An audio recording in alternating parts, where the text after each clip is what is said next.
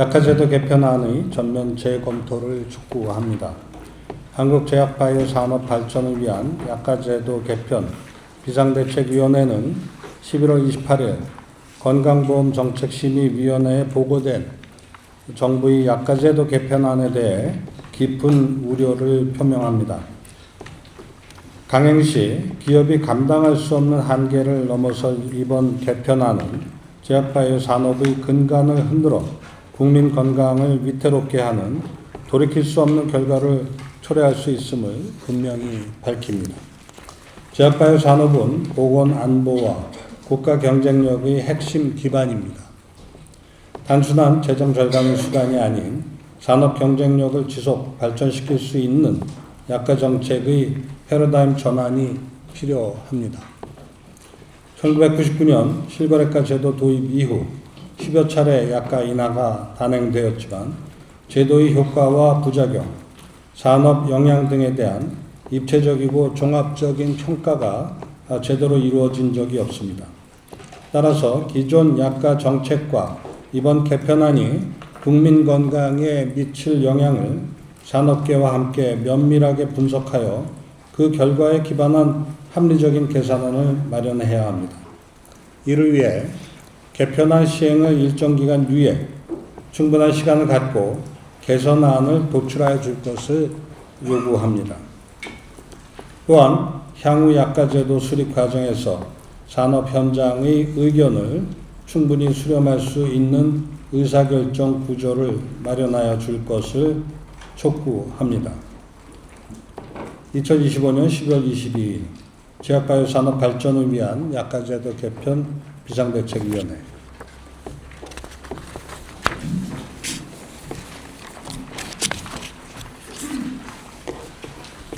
약화제도 개편안은 국내 제약산업의 미래에 대한 포기 선언입니다.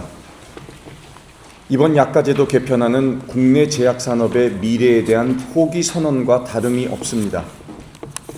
약화제도 개편안은 이미 수익성이 한계에 도달한 국내 제약산업의 붕괴를 가속화할 것이라는 우려가 큽니다.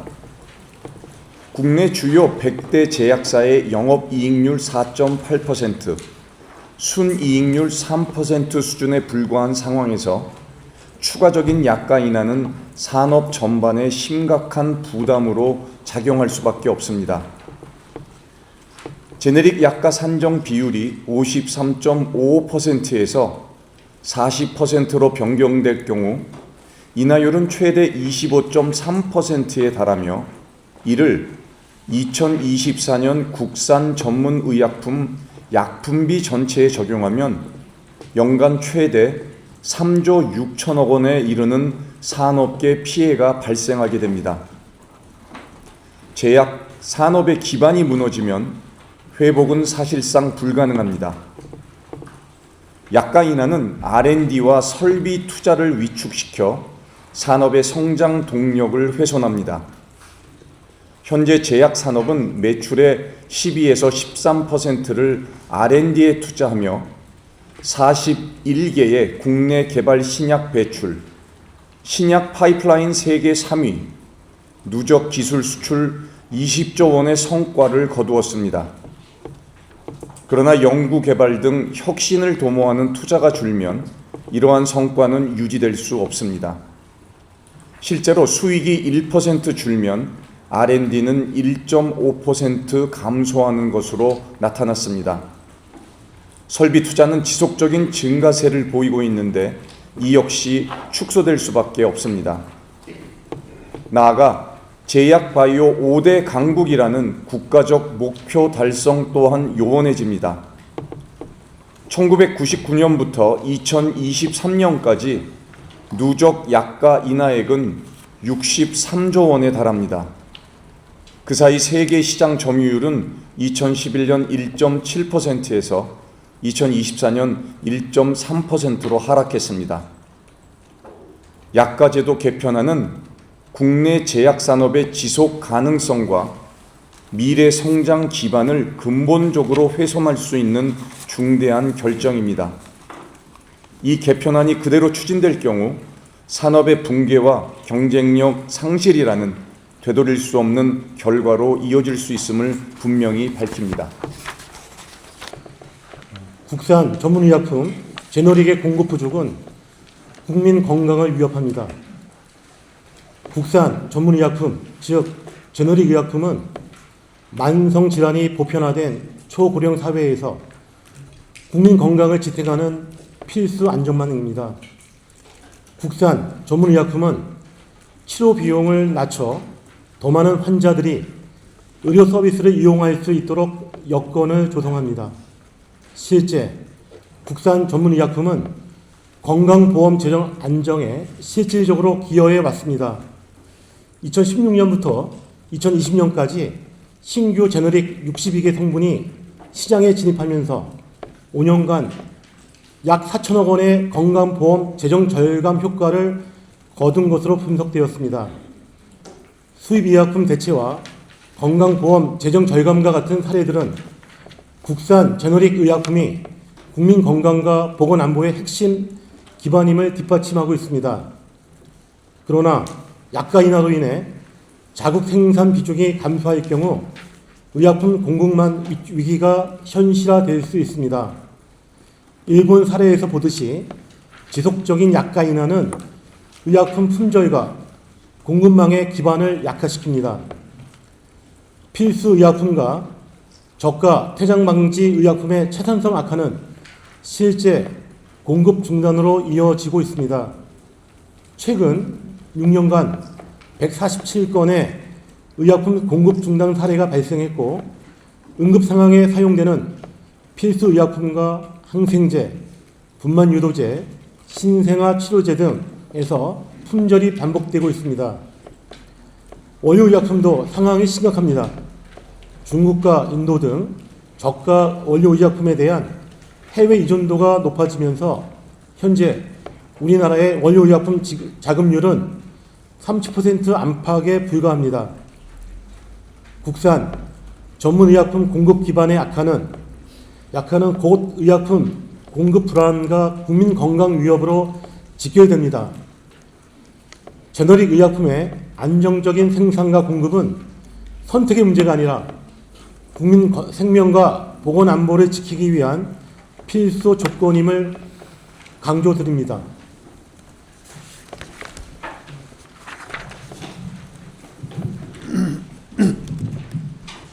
대규모 일자리 감축이 불가피합니다.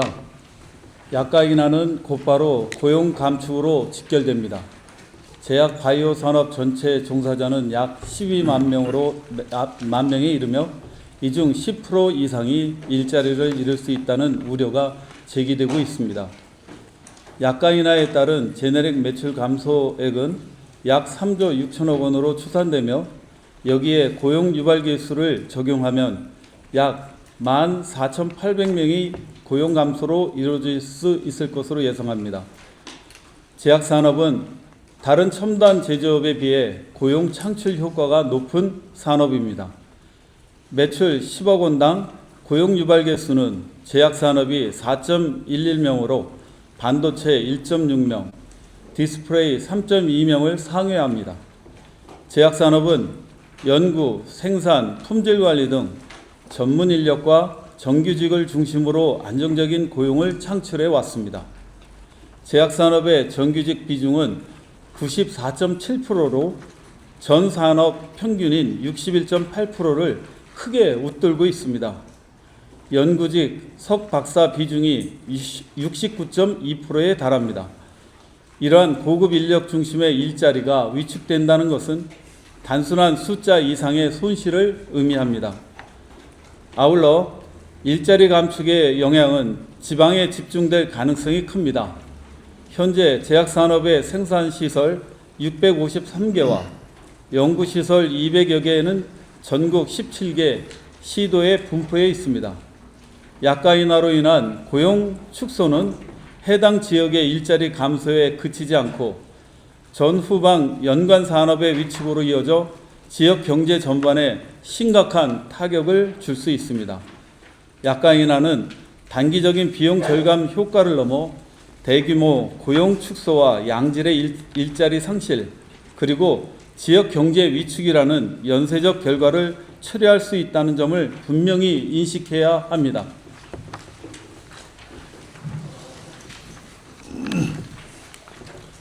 시장 연동형 실거래 제도는 유통 질서에 역행합니다. 시장 연동형 실거래가 제도 도입은 의약품 유통 질서를 정상화하기보다는 가격 왜곡과 불투명한 거래 관행을 확대할 우려가 큰 제도입니다. 국공립병원 입찰에서 빈번히 발생하고 있는 일원 낙찰과 같은 초저가 낙찰이 병의원과 약국까지 확산될 경우 과도한 할인 경쟁이 불가피해지고 제약사의 정상적인 영업활동은 위축할 수밖에 없습니다. 이 과정에서 CSO 의존이 확대되며 유통 투명성이 훼손될 것으로 우려됩니다. 실제로 리베이트 쌍벌제와 투아웃제 시행 이후 CSO 시장이 급격히 팽창해 CSO는 현재 약 2만 개소를 초과하고 있으며 시장 연동형 실거래가제는 CSO가 리베이트 수단으로 변질될 수 있다는 우려를 키울 수 있습니다. 또한 이번 제도는 이미 실패된 제도로 평가되어 폐지된 시장형 실거래가 제도를 되풀이하는 것에 불과합니다. 저가 구매 인센티브 확대 시 원외 시장에서 수천억 원에서 최대 수조 원의 규모의 산업계 손실이 예상됩니다. 더구나 해당 제도로 의약품 유통시장에서 발생한 재정 절감액이 제약산업의 연구개발로 환원되지 않고 일부 요양기관에 귀속되는 것은 타당성이 떨어진다 할 것입니다. 의약품 유통질서를 바로잡기 위해 필요한 것은 시장 연동형 실거래가 제도의 도입이 아니라 CSO에 대한 실효성이 있는 관리, 감독 체계 강화입니다. 제도적 관리 장치가 마련됐지만 실효성이 부족하고 산업계도 자율관리를 추진해 왔으나 시장 질서 확립의 한계를 노출하고 있습니다. 정부 차원의 실태조사와 관리 기준 정비, 수수료 관리 등 제도적 보완이 시급합니다.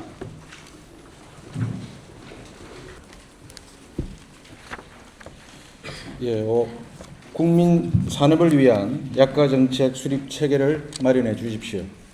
정부의 약가인하 정책에 대한 체계적인 영향 평가와 사전 분석이 반드시 선행되어야 합니다. 1999년 실거래가제 도입 이후 근보 재정 절감을 이유로 반복적으로 10여 차례 약가인하 정책이 시행되면서 약가 수준이 크게 하락했습니다. 그러나 이러한 약가인하 정책이 국민 후생과 의약품 접근성, 제약산업의 수익 구조와 투자 여력 등 산업 전반에 어떤 영향을 미쳤는지에 대한 정부 차원의 입체적, 종합적, 정량적 평가는 사실상 부재하였습니다. 정책 효과에 대한 엄정한 검증 없이 유사한 약가 인하가 반복되고 있습니다. 건강보험 체계가 유사한 우리나라와 대만의 총 진료 비중, 약제비 비중을 비교해 보면 한때 30%에 육박하던 한국의 약제비 비중은 2023년 기준 24% 수준으로 크게 떨어져 과거 우리보다도 낮았던 대만의 27% 수준보다 훨씬 낮은 수준에서 관리가 되고 있는 실정을 예로들 수 있습니다. 이번 약가 개편안 역시 예측 가능성, 글로벌 경쟁 환경, 의약품 공급 안정 등 산업 현장의 실질적 영향을 고려한 정책적 고민이 결여되어 있습니다. 국내 제약 산업이 수행해온 연구개발, 혁신, 안정적 공급 기능에 대한 고려도 극히 미흡해 개편안이 강행되면 기업들의 중장기 투자와 연구개발 전략 수립에 있어 불확실성이 훨씬 커질 것입니다. 약가 정책은 가격 통제 수단을 넘어 국민 건강과 제약바이오 산업의 지속 가능성을 동시에 좌우하는 핵심 정책입니다. 이제는 산업계 의견을 정례적, 제도적으로 반영할 수 있는 공식 협의체의 상시 가동, 거버넌스 기반의 합리적 의사결정 구조를 마련해 제도 수용성을 높여야 합니다. 약가 개편안을 이미 정해놓은 일정에 맞춰 밀어붙이기보다 시행을 일정 기간 유예한 뒤 산업계와의 협의와 영향평가 등을 통한 재검토 과정을 거쳐 국민보건, 산업성장, 약가 재정 간 균형을 도모할 수 있는 개선안을 도출해 줄 것을 정부에 거듭 촉구합니다. 감사합니다. 감사합니다.